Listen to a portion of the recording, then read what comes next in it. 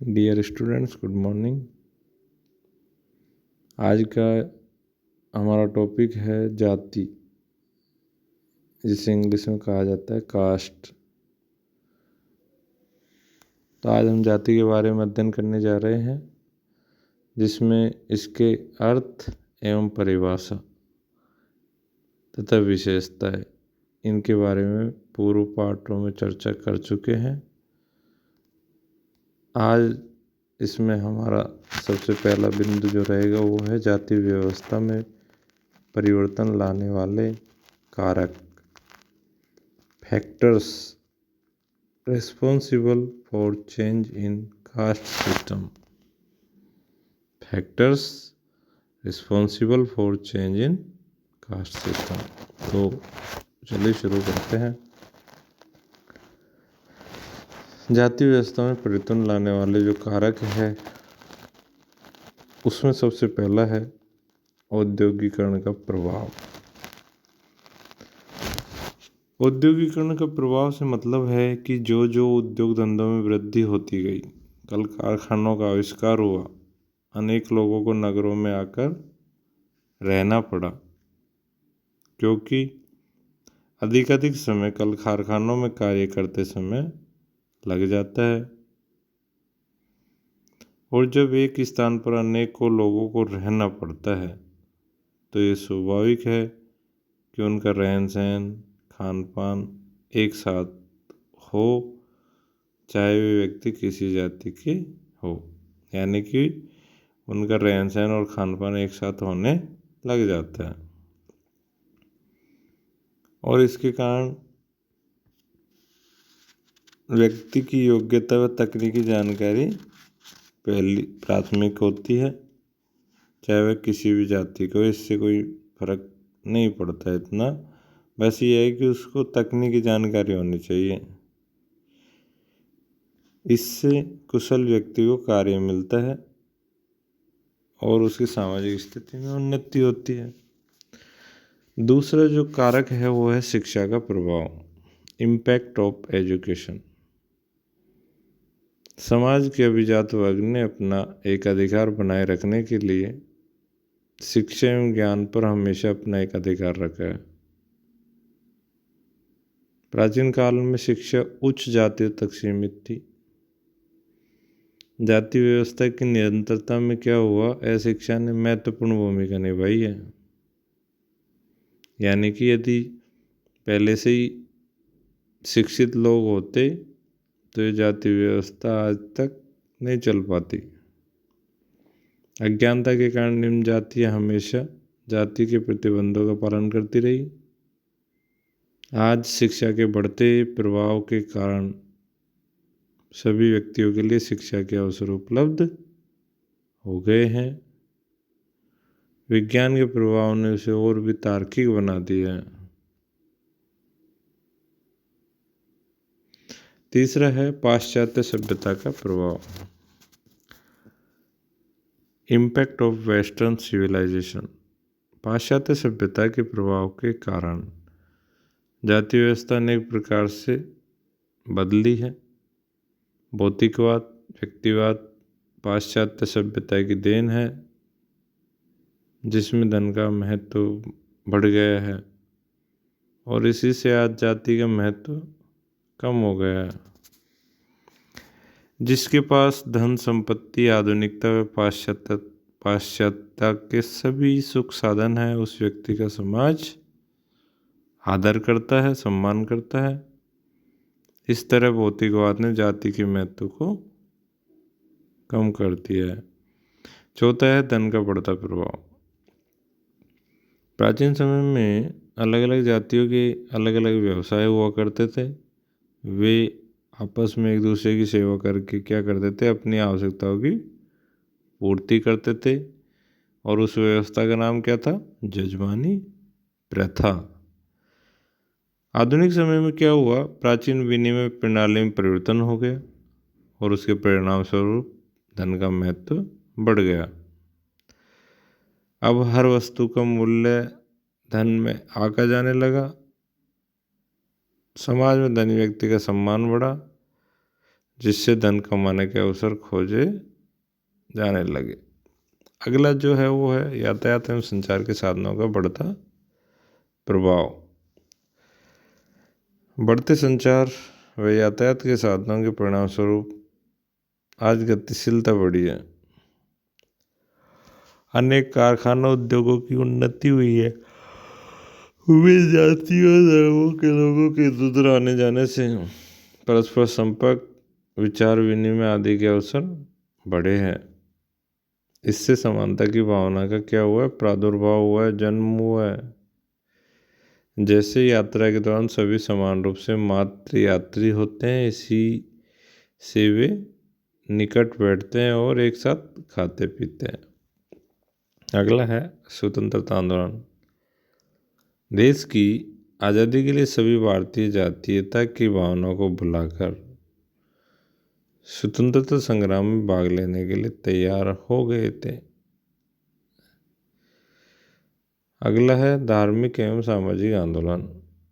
राजा Ram Mohan Roy, Dayanand Saraswati, MG. Ranade, Keshav Chandra Sen आदि के साथ जाति प्रथा का विरोध किया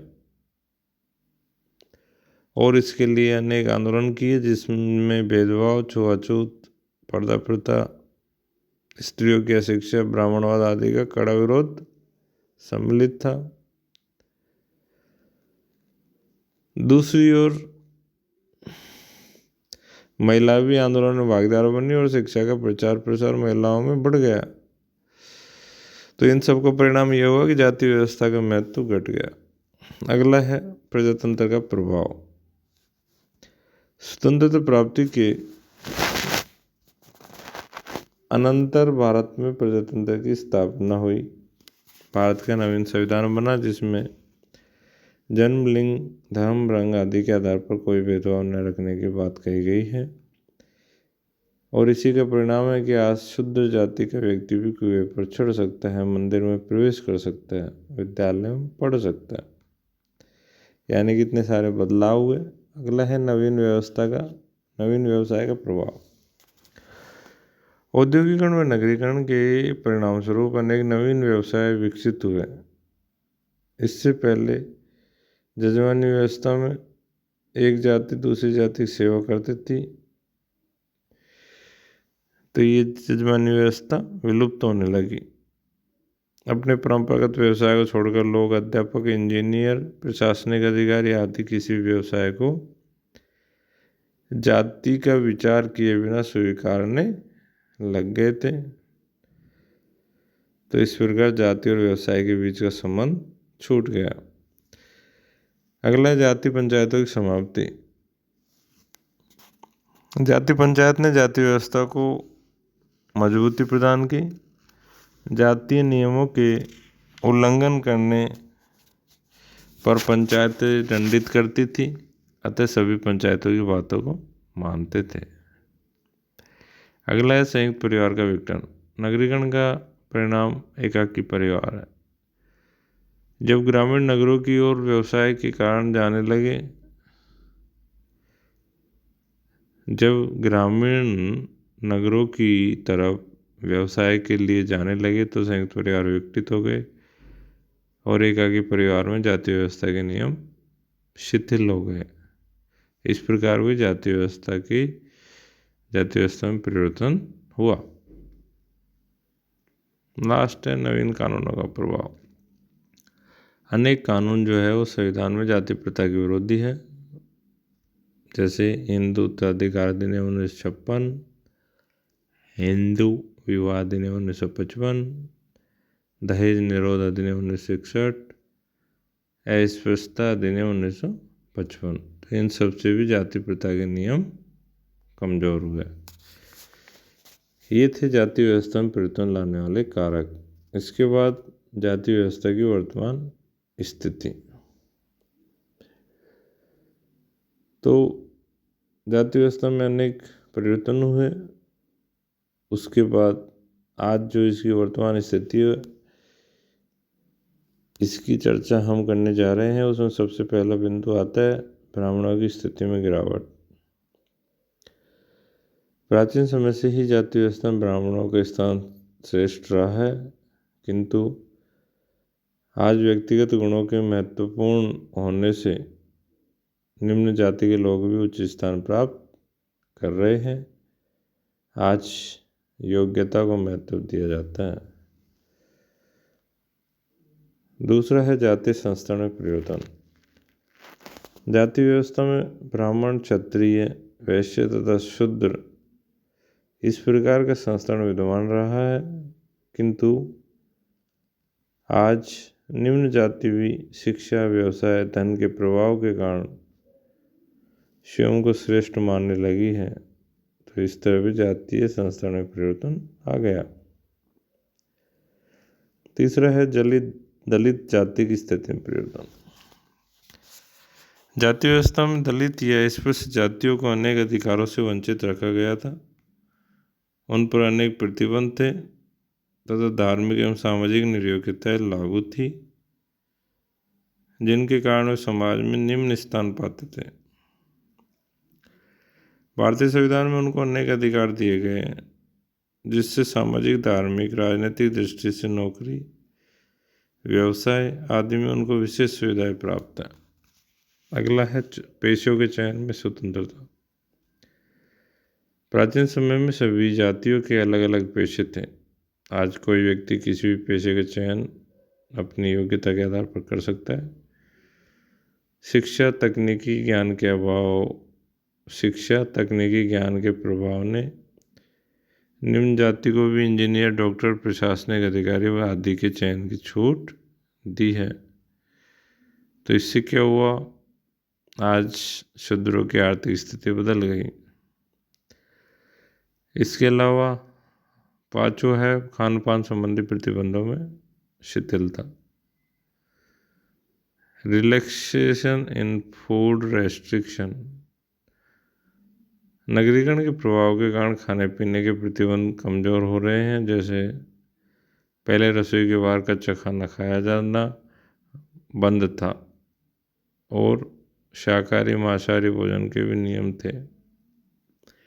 लेकिन आज जब व्यक्ति नौकरी पेशे के कारण सुबह के पश्चात रात्रि में ही घर वापस आता है, तो सारा दिन उसका भोजन आदि बाहर ही पूर्ण हो जाता है। अगला है जन्म के महत्व का ह्रास। जाति व्यवस्था की सबसे प्रमुख विशेषता रही है जन्म का महत्व। इसका मतलब है जन्म के आधार पर ही व्यक्ति की स्थिति निर्धारित होती है। जैसे ब्राह्मण परिवार में जन्मे व्यक्ति ही सर्वोच्च माना जाता है, लेकिन शिक्षा के प्रचार ने इसमें परिवर्तन किया है। अगला है विवाह के प्रतिबंधों में शिथिलन। जाति की एक बड़ी विशेषता अपनी जाति में विवाह की मानी गई है, जिसमें उल्लंघन के परिणाम स्वरूप व्यक्ति को जाति से क्या कर दिया जाता है, बहिष्कृत कर दिया जाता है।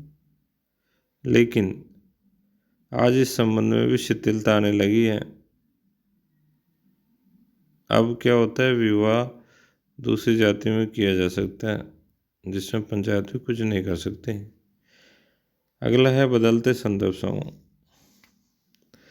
यानी कि पहले जिन व्यक्तियों के पास शक्ति थी वही आदर्श हुआ करते थे। उच्च जातियों का अनुकरण शेष जातियों को करना अनिवार्य था, किंतु आज इस स्थिति को बदल दिया गया है। अगला है बदलते जाति संबंध। वर्तमान में जातियों के संबंध भी बदले हैं। जजमानी प्रथा का टूटना इसका सर्वश्रेष्ठ उदाहरण है। तो इस प्रकार जाति व्यवस्था अनेक रूपों में अनेक कारणों से परिवर्तित हो गई है और इसी के संबंध में समाजशास्त्रियों के विचारों को दो श्रेणियों में बांटा जा सकता है। एक है जाति व्यवस्था का तीव्र गति से परिवर्तन और दूसरा जाति व्यवस्था का मंद गति से परिवर्तन। तो धन्यवाद। शिक्षा